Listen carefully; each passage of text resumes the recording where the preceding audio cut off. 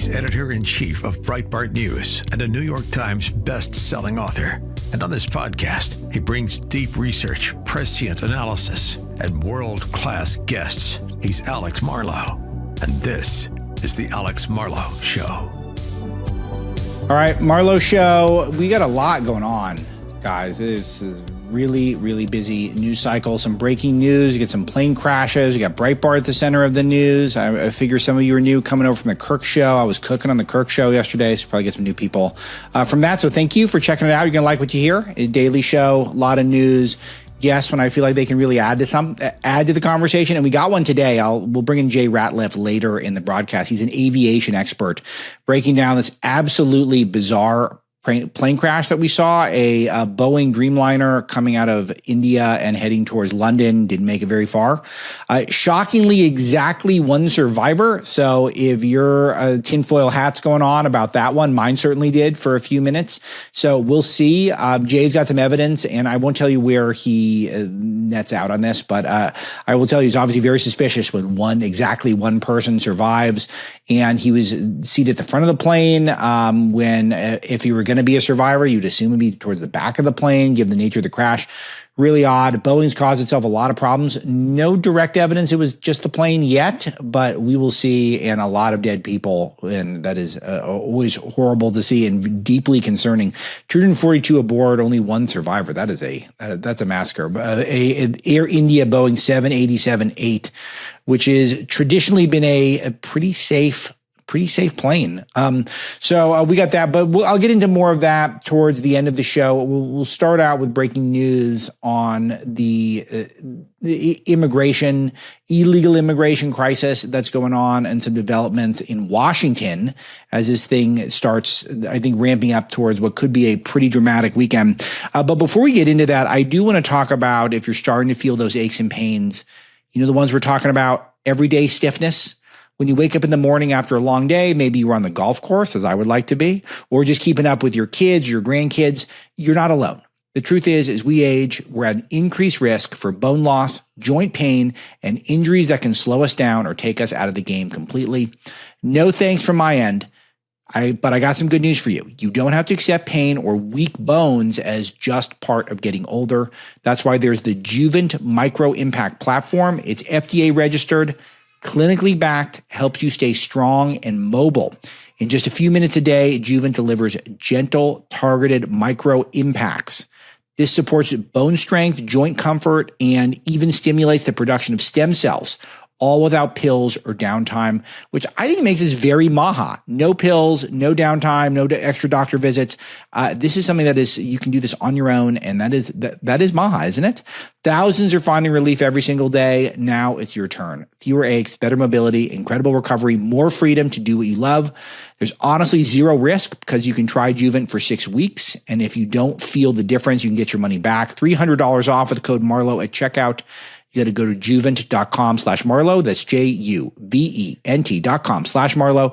You take control of your mobility. You can stay independent, and you don't let pain call the shots. Remember, code Marlow at checkout. No E. Marlow, it stops at W. A lot of people don't throw the E on there. I don't know why. You get $300 off. Step could change your life. And if it's not for you, it could be someone getting older in your life who could really benefit from this technology. It's cutting edge stuff developed for astronauts to regain bone health when they came back from space. So makes a lot of sense, non-invasive, obviously. So good stuff. Juvent.com/Marlow there. As we're getting ready to record the show today, just fast-paced breaking news, which is one of the times I miss being on live radio. I'm digging the podcast format. I'm warming up to it, but I tell you, I miss that live radio sometimes when you're seeing crazy stuff go down. And we saw it with Kristi Noem having a hearing, and she had a press conference planned. It was apparently for just a few minutes. And Alex Padilla, senator from my state of California, no one knows what Alex Padilla does. I have no idea where he came from. I think he was appointed initially, maybe it was to the Kamala Harris seat. Total bit player, just Democrat apparatchik, and got the job out in California. And now he's there making a spectacle of himself, and I certainly obliged. Check this out. I'm Senator Alex Padilla. I have questions for the Secretary, because the fact of the matter is a half a dozen violent criminals that you're rotating on your heads off. So what you're watching on the screen is he's crashing a press conference, trying to make a spectacle, and he clearly wants to draw attention to himself. He's being forcibly removed by law enforcement, which is law enforcement's right. This is not violence. This is he was being somewhere he wasn't supposed to be, and he was getting pushed back, and he's resisting. He's not leaving. Remember, this is the number one thing you should not do. This is the talk you need to have with young people in your life or anyone in your life who's prone to disobedience and rejecting authority. Best thing you can do in your life to live a safe life and not get into any problems with the cops is when they remove you, you do what they say, and then you sort it out later. You don't resist. You don't exhibit the behavior Alex Padilla is exhibiting now. This is resisting the police officers or the security, whatever this is. That is not the way to go. Terrible example. Continuing. How many of our ICE agents have been doxxed for doing their duty? Yeah, so that's it. So that's where we're at right now. And there was other footage that's out there on social web. I mean, the show's mostly audio show, so I won't dwell too much on the visuals, but it's all out there of him getting pinned down and arrested. And immediately you see social media crowd, the pro-Trump crowd and the anti-Trump crowd, immediately spinning right away, trying to take advantage of the situation. Apparently the Congressional Hispanic Caucus, as I'm recording this, is about to march from the House Democratic cloakroom to Speaker Johnson's office to protest what happened to Padilla. I don't know why Speaker Johnson's office, or is it a different Johnson? I'm thinking, the first comment, what does Speaker Johnson have to do with this? Exactly. That's where my head goes. It's fun though, because not live show. So sometimes I work out some of my thoughts ahead of time. This is really happening right now.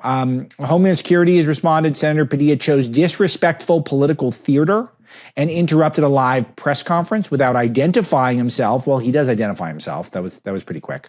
Or having his Senate security pin on as he lunged towards Secretary Noem. That's a big deal. The pins are a huge deal. So when you're in Washington, you'll notice this now that I'm bringing this up, is that you'll see people and they have these strange pins, and the pins get you access. And a different pin can get you into a building, and another pin can get you into a room, and then another pin can get you all the way up to the president. But you got to have a special pin so security knows your deal. So that's a big deal. So, and he does not have his jacket on. You can see it. I don't see any pins here. So it makes you, he's got a jacket on without a pin. It makes me think that he was, unless I'm missing the pin, because there's something going on his shirt underneath his jacket that you couldn't see. So maybe it's an innocent mistake. Are there ever innocent mistakes in issues like this? I don't know. But I will tell you that it does look like he was just trying to bait some sort of a big reaction. And he is trying to bait people to try to go after him. It's also interesting with the race stuff. Everyone's obsessed with race. A couple of the arresting officers, clearly of minority descent. One appears to be Hispanic. One appears to be black, but they'll make it a race thing. They always do, right? The last part of what they do. All right. More from the Homeland Security. Mr. Padilla was told repeatedly to back away and did not comply with the officer's repeated commands. So I'm saying you've got to reply. You've got to comply. Secret Service thought he was an attacker, and officers acted appropriately. It seems appropriate from my vantage point. Secretary Noem met with Senator Padilla after and held a 15-minute meeting. That seems more than courteous. So this will shock you to know the Breitbart editor is on the side of law enforcement and the Department of Homeland Security. So you could take that down. Media Matters. Feel free to quote me on that.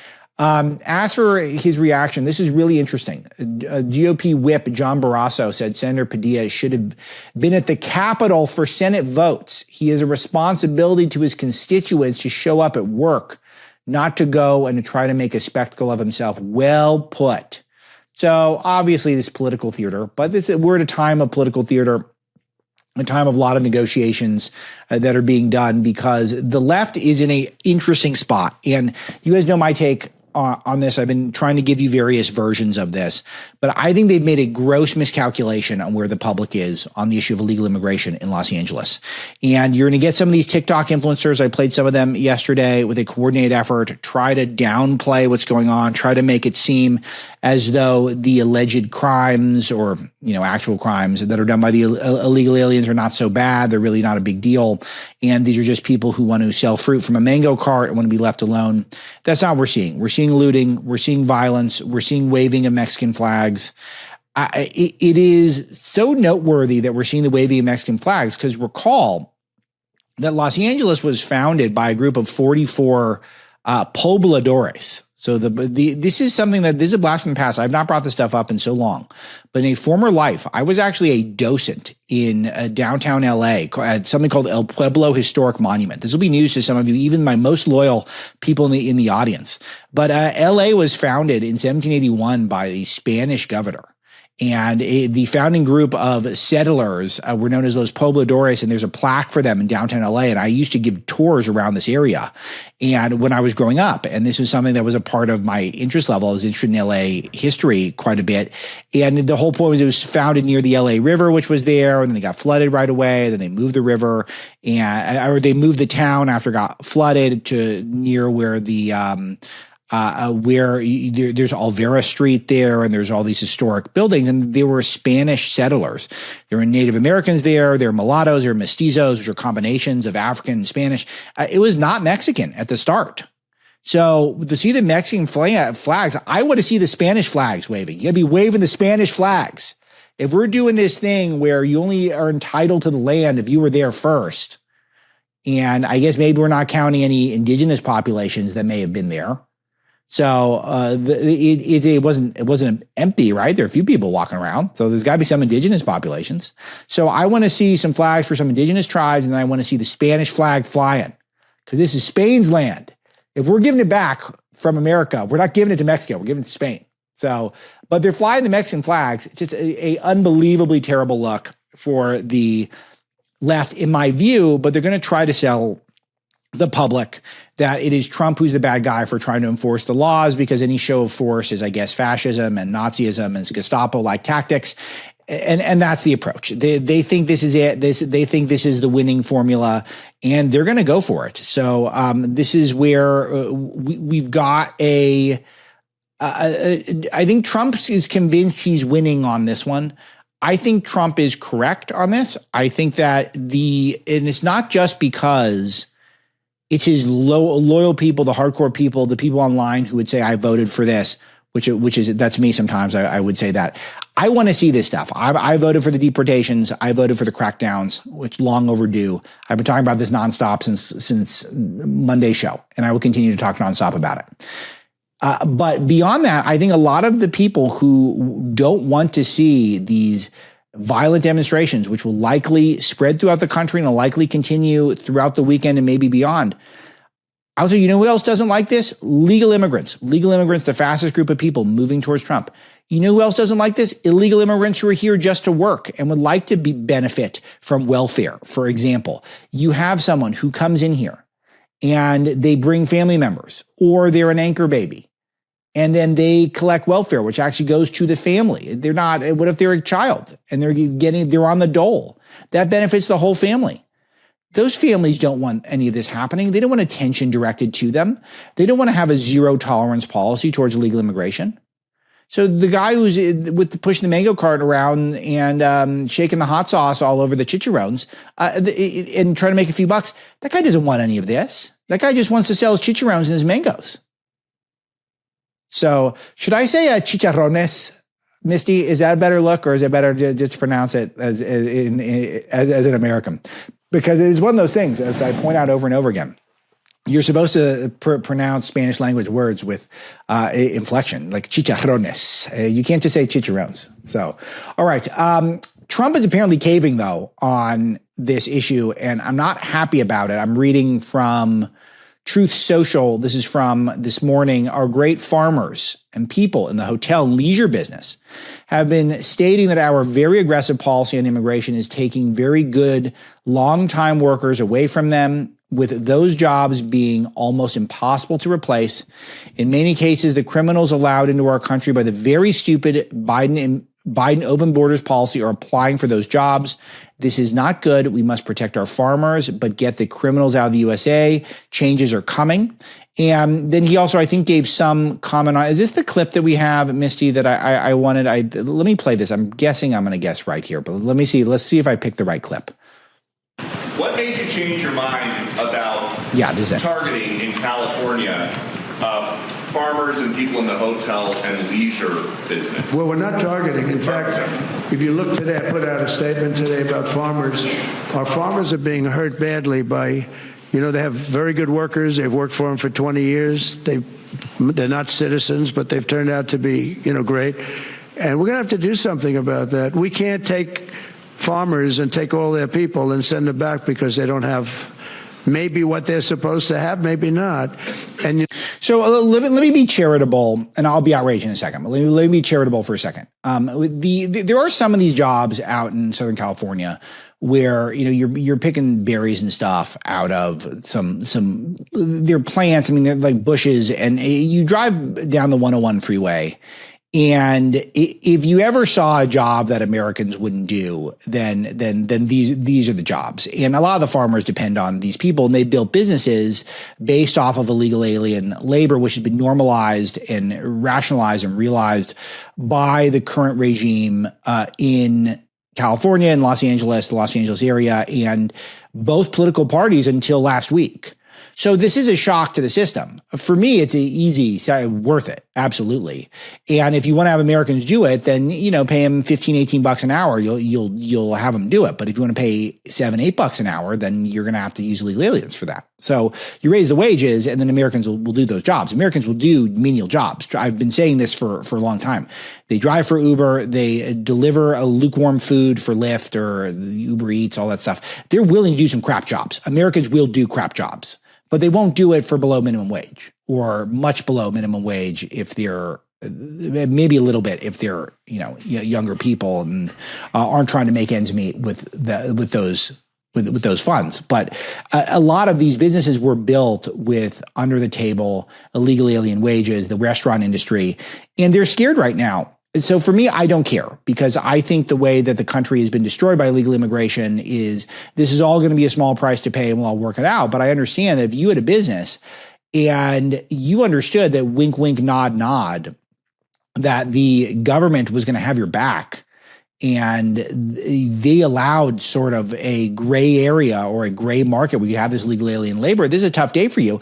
And you can bet some of these people are powerful enough to get Trump on the phone and say to him, hey, you're shocking the system here. I don't care, and I don't want Trump to back down from his initial aggression, but that's what he's getting at. So let's hear the rest of his response. And you know what's going to happen, and what is happening? They get rid of some of the people because, you go into a farm and you look, and people they've been there for 20, 25 years, and they've worked great, and the owner of the farm loves them and everything else, and then you're supposed to throw them out. And you know what happens? They end up hiring the people, the criminals that have come in, the murderers from prisons and everything else.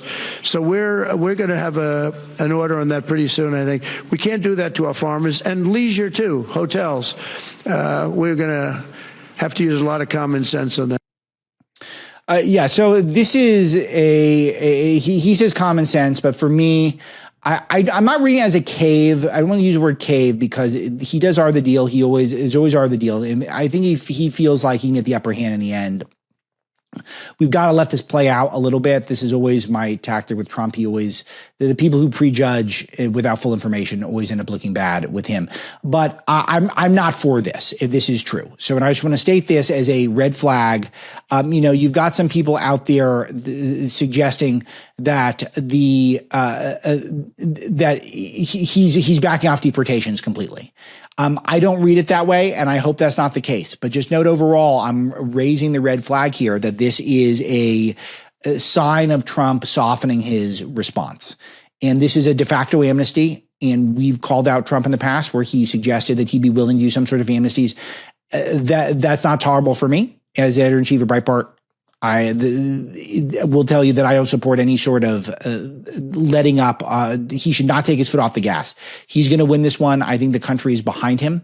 And I think when these riots start spreading, and they will spread beyond Los Angeles, and when you start learning how many criminals are actually among those who are deported and the crimes that they've committed, I think the best is yet to come on this front. And I don't think he should buckle or cave. Trump was at the Kennedy Center yesterday, and I got some clips of it. I don't think I'm going to take the time to play it because it's going to be a packed show today. But some of the crowds were booing him, which is fine because there's like trans people in the crowd. We got a drag queens protest and boo Trump in the Kennedy Center. This helps him, and that's why I'm flagging this, is that he was asked about people in LA, Hollywood stars who don't support him. And and he said, "Oh, I couldn't care less," was his answer, and it just came out very crisp and quick. I couldn't care less. That's exactly the right approach. That's what I like, and that's the best Trump, when he doesn't care about the bad guys. You know, when he announced that he was going to soften some of the deportations for these farmers and for these hotel industries, Gavin Newsom was right out there tweeting right away, claiming a victory. So this is really, really important that this is the case. By the way, I think this is really very important here that I just caught something. Okay, never. Trump has flirted with this stuff with the farmers and the hotel workers for a while, so that's not totally fresh what I'm getting at. So this is a soft spot for him, and we got to make sure he holds the line and make sure that he is willing to do what he can to continue to keep this aggressive posture. I have faith he's going to remain aggressive. He's arted the dealing it right now because he doesn't want too much chaos on the streets. I get that. But flagging it for you. Jonathan Turley, who is not a right-wing guy, professor at George Washington University of Law, and he was on a handy show yesterday on Fox talking about how Trump has the authority to respond to LA riots with the National Guard. So do not feel like all the name calling is going to make a difference. It should not. But back on my point about the celebrities, Katy Perry, the genius Katy Perry, one of the stars of the Marlow Show. Do we have any Katy Perry on the board here today? I don't think we do. We normally have some Katy Perry around. Missy and I are lamenting this. I should have had some Perry ready to go. Maybe with that puppet turd coming out of the toilet video. That would have been good. But she was out there saying that illegal migrants are being hunted like criminals in their own ancestral home. This is why I love these people, is because, first of all, they are criminals. To some degree, some of them just broke the law once by coming in illegally, but many of them broke the law repeatedly, being a part of illegal smuggling operations like human smuggling, like Abrego Garcia, or involved in the drug trade, whatever it may be. A lot of them are criminals many times over. And then they're being hunted their ancestral home. They're not have ancestral roots that go beyond my ancestral roots. It's like I'm second generation Los Angelino, I guess third generation Los Angelino. That's deeper than these guys' ties to this place. And remember, it was Spanish before it was Mexican. So if we're going to start doing land rights stuff, that's going to make a lot of debates around the world being really, really interesting. So that's where we're at on this. Let's see. This is Newsom claiming the W. Check this out. So just moments ago, Donald Trump made a major reversal in his mass deportation policy. Indiscriminately, he's been sending armed agents into farms and fields and ranches all throughout California and increasingly across the country. I was in Oxnard, California yesterday. I met with a 12-year-old boy. Tears pouring down his face. His mom and dad snatched by agents. They were working the fields for over 20 years. He doesn't know where they are. He has no family in the United States. He's here alone, a sixth grader. So this is a Rorschach test. So who do you blame here? Because I blame Gavin Newsom. I blame the guy who had the most power of anyone to secure the border and didn't do it. So he could have made it. So I blame him and his ilk, his predecessors in the Democratic Party in California, who could have said that we are setting these people up to suffer because inevitably someone's going to decide illegal immigration's gone too far. They're going to crack down. And some people who are just here working the fields, who are not the worst people in the world, they're going to get deported and their families going to get broken up. So a surefire way for that not to happen is you don't allow for lawlessness to begin with. That's my take. So he's acting outraged at Trump. Trump is just enforcing the laws that are on the books. So no one is above the law. I learned that after January the 6th from Tish James of New York. Donald Trump may not care about him, but he's finally listening to you, calling out these indiscriminate acts of cruelty. Let's keep up the pressure and let's do it peacefully. All right. That's great. So he's running for president, trying to be a martyr, and more on that as time goes on. All right. There's a story. This came out of the U.S. Attorney's Office in the Eastern District of Michigan. An alien from Wuhan, China, charged with making false statements and smuggling biological materials in the U.S. for her work at the University of Michigan laboratory. We brought this up a couple days ago, but just so noteworthy that all legal aliens are not just selling mangoes and are not just great people. So just keep that in mind forever and always, that they're not sending their best, and there should be no illegal alien crime that's tolerable. And of course, you can cherry pick the 20, 30, 40, 50 million. We don't have many illegal aliens are here. We have no idea. I don't know how many millions are here. You can always cherry pick one who seems like a good family guy. But just note with the Abrego Garcia example, it proves that they really don't know who's good and who's bad. They hitched their whole wagon to that human smuggler, the human trafficker, Abrego Garcia. So, but we don't want to give them any easy wins also. So I'm willing to let Trump be careful in some respects, but I think the show of force is necessary, warranted, and well done. So on Washington now, I'm not going to do a ton of audio on it just for the sake of time because we're going to go too long. But we get a lot of clips at Breitbart of a lot of Democrat governors getting grilled over their immigration policies. Kathy Hochul getting grilled. What's his face? J.B. Pritzker, Illinois, getting grilled. I got a clip of Tim Walz. Let's check this out. Work with law enforcement to enforce the law. In May 2020, looting, acts of violence, and arson occurred on your watch in Minneapolis after you refused to bring in the National Guard. Governor, your agenda is clear. Free health care, free college and driver's licenses for illegals while handcuffing law enforcement when they're trying to protect our citizens and their communities. I think that's Tom Emmer doing the grilling here, and this is a good rant. Communities. If you think that's not a sanctuary state, you shouldn't be governor. By turning Minnesota into a magnet for illegals, you have opened up our communities to dangerous criminals, including known terrorists, gang members, murderers, and child predators. You have sent a resounding message that if you're a hardworking, law-abiding citizen of Minnesota, your safety and well-being are not the priorities of Tim Walz and his administration. But if you're coming to our state illegally, you're not only welcome with open arms, you're entitled to free stuff on the taxpayer's dime. This is absolutely disgraceful. Governor Walz, your sanctuary state agenda has been defined by your utter failure. You have failed to enforce the rule of law. You have failed to uphold our national sovereignty. And most importantly, you have failed the people of Minnesota. The time for radical sanctuary state policy, sir, is over. The voters made that clear last November when they elected President Trump and Vice President J.D. Vance. You remember him, don't you?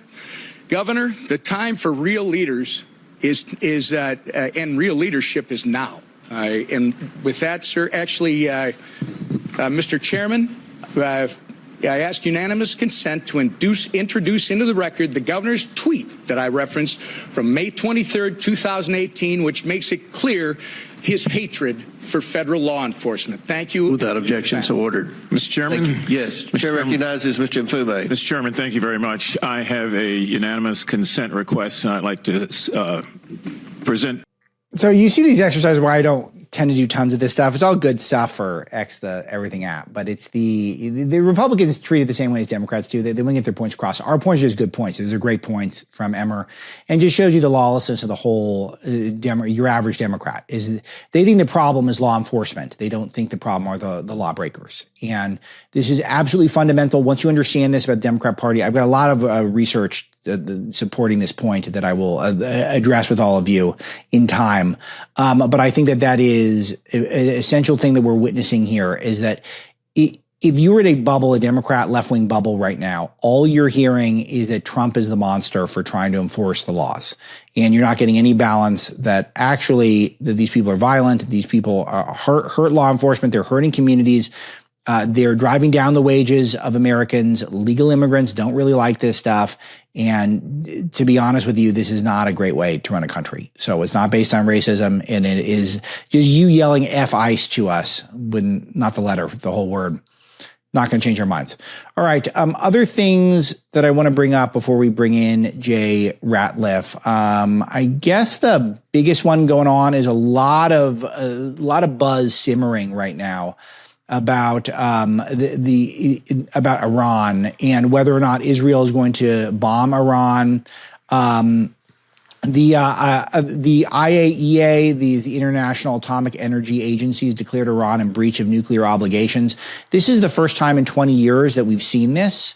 And I think that suggestion is going to make it so that Israel is going to be compelled to maybe take action.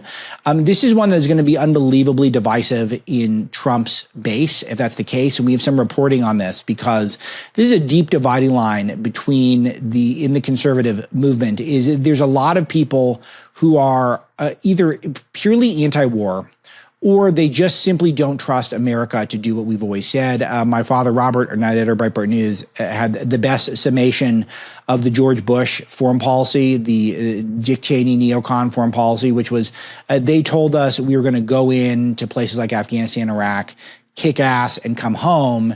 And then we went in, didn't kick ass and never left. And that's what I think a lot of people, whenever you hear this stuff in far off lands, American involvement, perhaps, then that's always the fear. And people go to the worst case scenario because we had the worst case scenario back to back with Iraq and Afghanistan, which were just total failures in certain respects. It's not to say that the regions got worse, but we lost a lot of blood and treasure, and we accomplished very little, if anything, in the process. And that's the whole point. And that's why people like me and people like a lot of the people at Breitbart are very skeptical of any sort of interventionism, particularly anything that could result in a nation building. But Iran has threatened to wipe Israel off the map more times than you can count. They would like to do the same to America.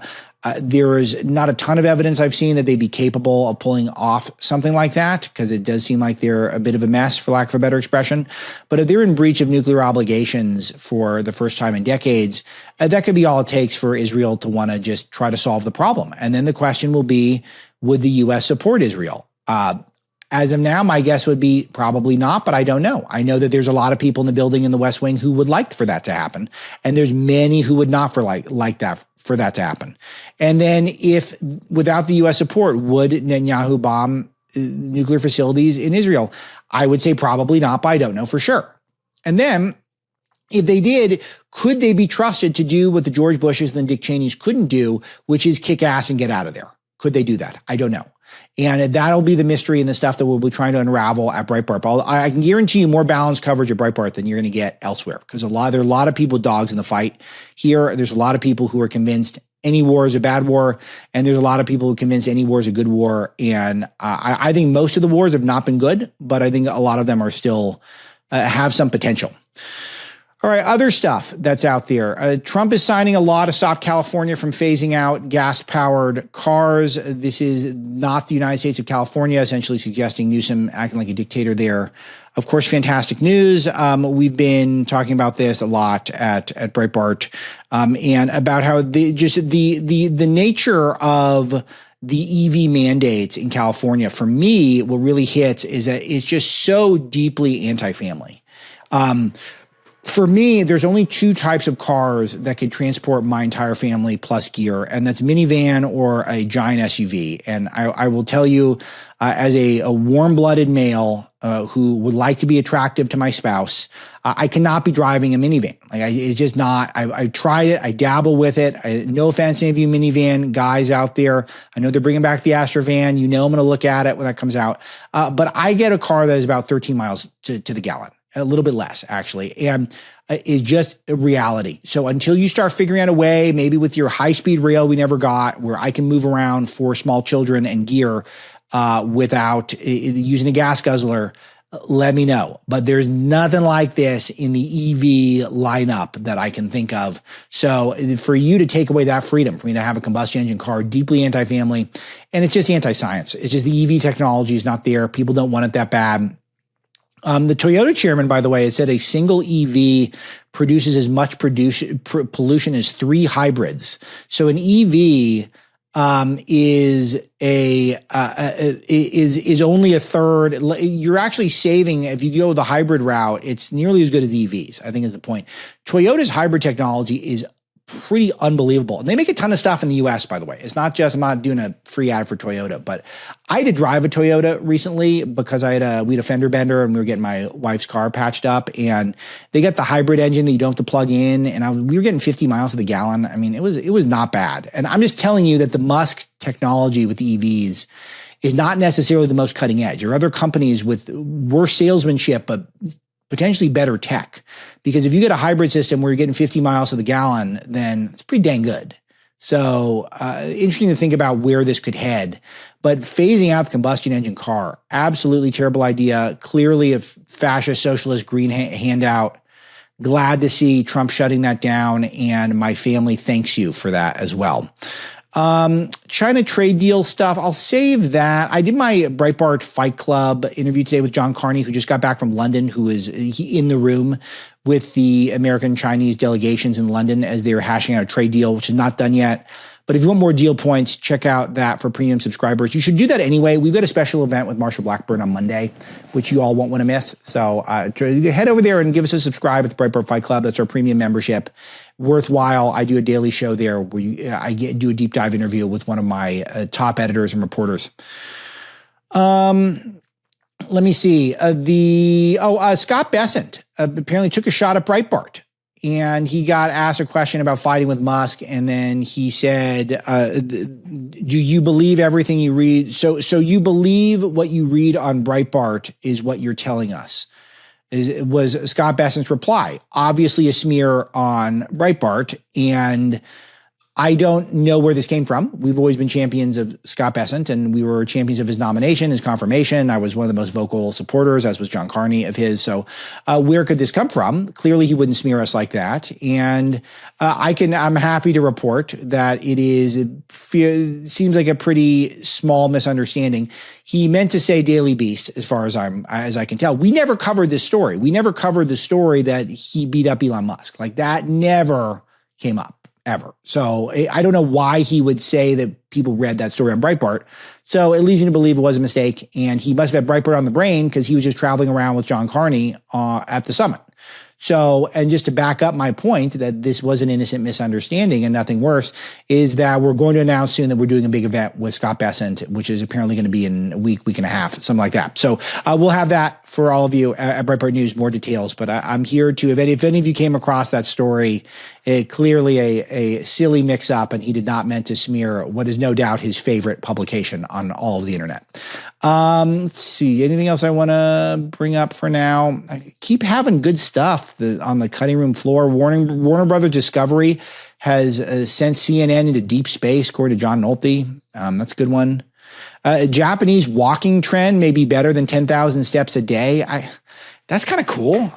So apparently it's not 10,000 steps a day, which obviously no one is doing that. So it's the only super obsessive people are. I tried for a while. It's almost impossible to get 10,000 steps a day. And we cannot create impossible standards if we want to be healthy again. Apparently you just walk fast and slow alternately. That's it. That's the latest Japanese TikTok craze for your health. You walk slow for 3 minutes, you walk fast for 3 minutes, you do it for 30 minutes, and that's it. So I don't know if any science backs this up. So you scientists, you can give me your take on that. All right, I got some more good stuff, but you know what? We got a Friday show. We're not done for the week, but that's good. Let's bring in Jay Ratliff.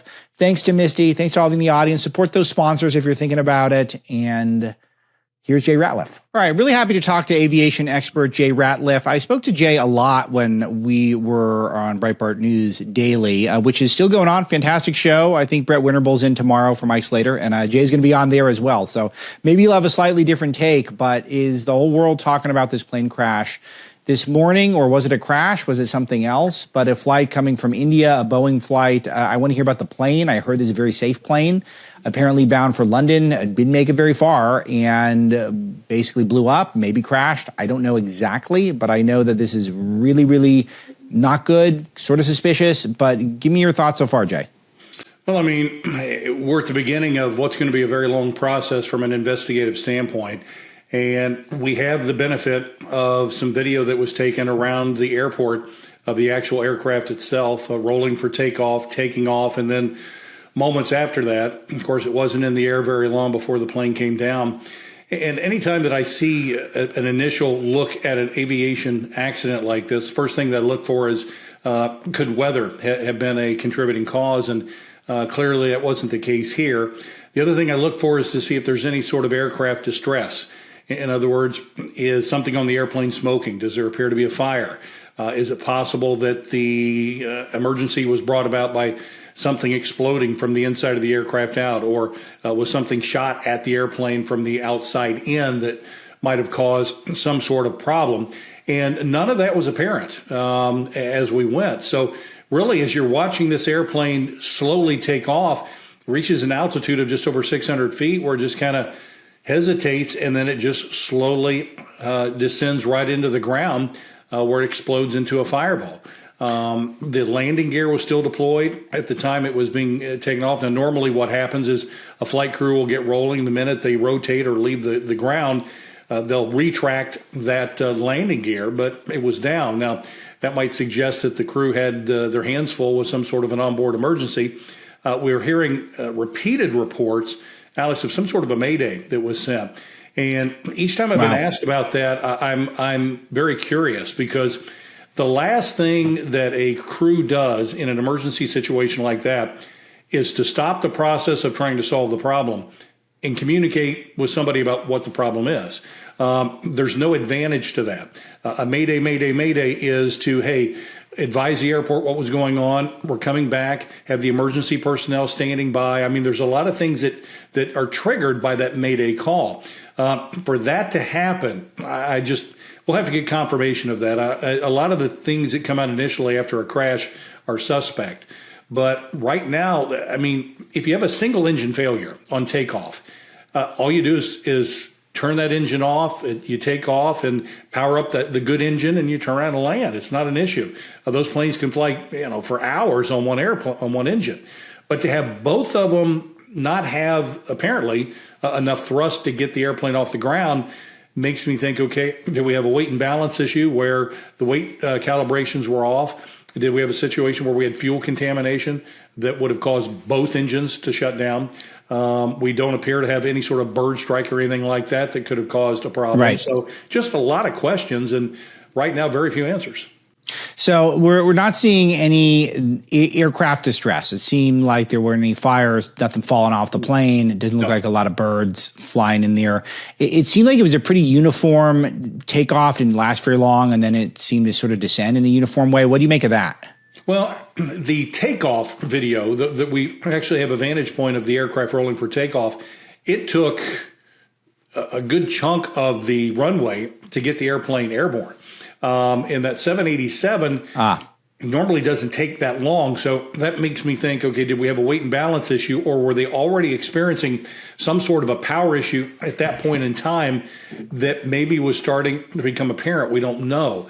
What is going to tell the story is the two black boxes. We've got the cockpit voice recorder that once it's retrieved and analyzed, it will give us the communication, the conversations in the flight deck. It'll also allow us to hear any of the alarms that were sounding at the time.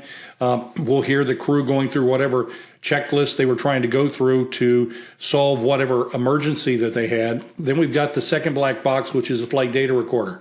This is a critical component because it will give us the setting of everything, the airspeed, the direction. It'll indicate what setting and what changes were made in what order that will allow the investigators to create a timeline that will allow them to solve the issue here as far as the emergency. The Boeing 787 been flying for about 14 years, incredible aircraft. I think there's 79 airlines around the world right now that use them. It's logged about 5 million flights, carried more than 1 billion people worldwide. Yeah. It's an unbelievably reliable aircraft. Okay, so I want to zoom in on this for a second, because this is what in my amateur being able to brush up quickly before the show in case I wasn't able to grab you. This is what I found too. I found this to be surprising here. I know Boeing's had problems, and I want to get to those, but this was not one of the crafts that they've had problems with. No, the Boeing Max and some of the other aircraft they've been having issues with. This one not. Now, they have had issues in the past with some production issues and certain things, but nothing that is creating an issue. But again, if this is an engine issue, this may not be a Boeing issue at all. It may be whoever built those engines and supplied them to Boeing. So we've got to wait and see who the aircraft or the engine manufacturer was for the power plant and see if the engines were an issue. But again, to lose power in both engines and not have enough to get that aircraft off the ground is confusing. And I've heard a lot of people mention, well, maybe the aircraft stalled. Well, an aircraft that falls out of the sky. It doesn't glide out of the sky. Yes. There's also been conversations on the flap settings for takeoff. Apparently, from the flaps are those parts of the wings that kind of flap up and down. Well, what's the equivalent? You see it in the back.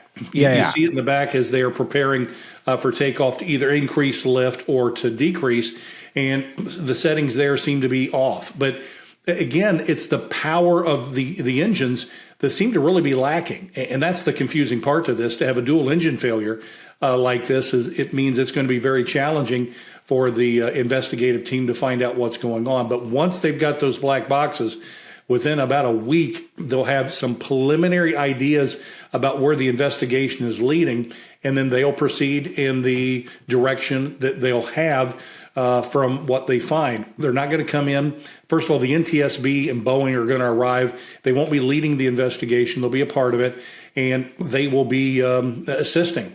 But the NTSB, the National Transportation Safety Board, is an all-star team here in the United States.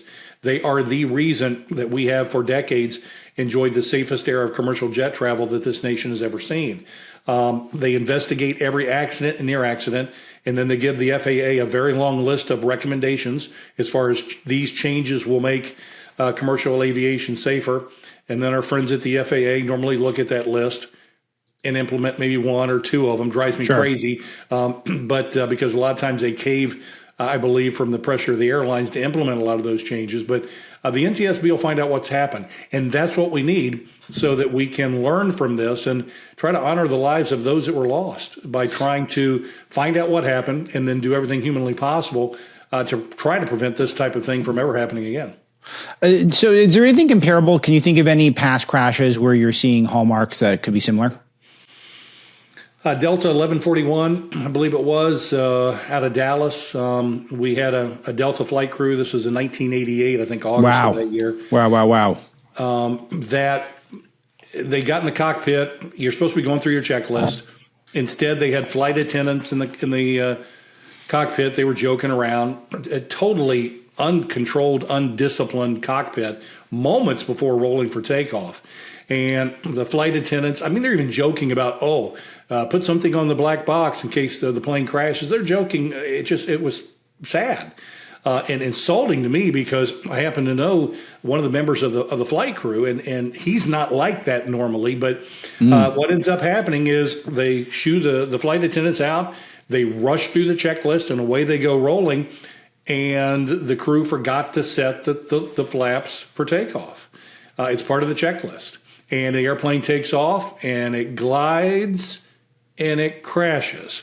So there were a lot of similarities. And when I was watching this, I thought, man, that's the first one that comes to mind. We also had a Northwest Airlines crash that took place in Detroit where, again, the flaps weren't properly set, and it caused a crash, and it was just horrific. So the Dallas crash, there were 14 lives that were lost. In the Detroit crash, I don't remember how many, but I think we had one survivor. But it was just those types of things can occur, and that's one of the reasons that there's always redundancies and there are backups, and you've got the first officer and the captain that are working as a team so that they can go through the checklist every single time the exact same way. You see flight crews going through checklists all the time. It's not because they've forgotten how to fly. It's because in the industry, we do everything by the book so that we don't get in a hurry. We don't forget. We go through absolutely every single step. And that's one of the reasons that things remain safe, because of the training and the technology. But far too many times we have situations where human error comes into play, where mistakes are made. And sadly, many times that creates a situation where you have a loss of life. And we certainly pray that's not the case here. But we're going to find out, and all the airlines around the world are going to learn. Now, if it's a mechanical situation with the Boeing aircraft, we also need to know that as quickly as possible, because, again, we have 79 airlines around the world that are flying this particular aircraft, and if there's an issue, even after 5 million flights, we're just now finding it out, we need to do what we can to discover that and then address it so that we can keep everyone else who's flying safe. All right, Jay, this is the most exciting part. There's a survivor, and this is very bizarre to me. How did one person survive this thing? How did he get out of the exit door? And especially considering the fact that you haven't seen a crash like this in 37 years, is this a suspect? Like, what do we think of this person? Well, they did a lot to verify that this person was a survivor. As far as his boarding pass, his ID, was he on the manifest, talking to his family, as opposed to somebody just showing up and saying, hi, here I am, I'm a survivor, and getting their 5 minutes of fame and going from there. This individual apparently was on board the flight, was traveling with his brother, who was seated in another row that he's been unable to locate. So apparently he is. And of course, the microphones are in his face and everybody's asking, what can you tell us? And I mean, this man's going through so much. And he said, well, as we started to roll, about 30 seconds, I heard a loud noise. And then shortly thereafter, we crashed. Now, unless you're someone who works in aviation or who flies a lot, there's a lot of sounds and noises that might appear that might alarm you. But they're nothing of alarm's sake. It's just part of the aircraft operation. A lot of times people are flying, and when the landing gear doors open to deploy, it shakes the airplane, and people think the floor is falling out.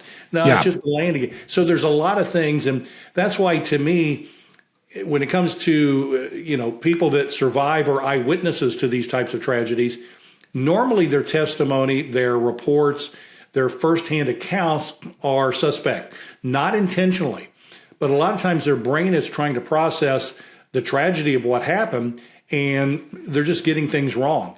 At Northwest Airlines, we had situations and crashes where you'd have two eyewitnesses standing side by side, and they couldn't agree which direction the airplane was flying. Wow. So it's because, again, their brain's trying to process this horrific tragedy and trying to come to grips with it. So I don't think that there's going to be much. Maybe there might be something that he can contribute, and certainly anything to the investigation it can. But when it comes to eyewitness accounts, typically it's the black boxes and it's the videos that we can look at that are going to be the primary source of information for investigators.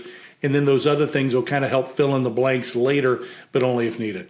Unbelievable. I mean, because this is honestly one of the greatest miracles ever. This guy lived, or he's part of it. And I'm not naming his name in case it turns out he's just completely innocent in this regard. It's just wild stuff, though. But it is. Well, you see this airplane go in, and you're thinking, well, any survivor was probably in the rear of the aircraft, because that's about the only section that was still intact. But apparently, he was seated or scheduled to be flying in seat 11A. So he's up towards the front of the airplane, but. Look, you can look at aviation disasters and see different types of things. We've had situations where there's been an explosion on an aircraft and a flight attendant has fallen out of the plane, fallen 33,000 feet and survived. So there have been occasions in the airline industry where just miracles take place. And thank God for them. And for the people that were on the ground that were doing the search and hopefully search and rescue, when you do hear news that there's a survivor, all that does is charge you up thinking there could be a second, there could be a third, and people really redouble their efforts, because you get around all that carnage and all the stuff that they have to see, things that I won't describe, you tend to get really beaten down. So when you have the hope that there might be a survivor, another one, it really allows you to refocus and see what you can't do, to maybe see if you can find somebody else that might be clinging to life that you can help save at just the right moment. Unbelievable. Jay Ratliff, you can go to jayratliff.com for the stuff that Jay does, where he's an expert on the stuff. You also make it so exciting, Jay, that's jayratliff.com. And we might need to do a part two as we learn more. But quickly, last thing for today. Where does this leave Boeing? Boeing's been in a crisis mode for years, it feels like. This, as of now, unless there's some sort of foul play involved, they're going to look bad here again. Well, Boeing is being looked at, and a lot of people say now it's not really fair, and certainly, it was like last year when we had the door plug blow off. Boeing was back in the news all of last year. And anytime there was a bird strike, people would say, Jay, was it a Boeing aircraft? Yeah, right. I'm like, what, the birds now are going after Boeing? I mean, we're taking it to a ridiculous standpoint. But look, Boeing has created an incredible mess of crap, and it's all their fault. 5 years ago, they had the Boeing MAX issue. 2 planes crashed, 346 lives lost. Sure. They admitted in court to wrongdoing. They pleaded guilty. Then we get a new administration, thankfully for that. But now they're going back to the Department of Justice saying, hey, can we withdraw that guilty plea and maybe negotiate and just pay a fine? And they're being allowed to do that. They told us 5 years ago, we've learned from our mistakes. We're going to get a new CEO. We're going to be the Boeing of old. And what happens? We find out that it's worse now than it was before. So, yes, Boeing should be held and scrutinized to make sure that they're doing everything that they're supposed to. I believed them 5 years ago, and I looked like an absolute horse's ass because I believed their paragraphs of promise. Now I don't believe a single thing that they say. I want them to be forthcoming and honest, but they've proven to me before they can't be. So, 5 or 10 years from now, we'll see if that's the case. They're turning things around. I'm thrilled to see it. We need to have it. But the idea that Boeing is, maybe being treated unfairly, no. Now, their stock price will probably drop 8 or 10%, and then as things progress, it goes back up. We see that happen all the time when these types of things happen. And unless it becomes a Boeing-created issue, then we might see further ramifications as far as more investigations as well as other types of things happen. But right now, the investigation is going to take 8 to 12 months from start to finish.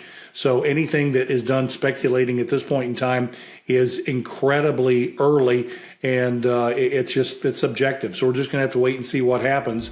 We know very little, and we've got hundreds of questions that still have yet to be addressed. Jay Ratliff, amazing stuff. Thank you, my friend. Talk to you later. Always good to talk to you, my friend.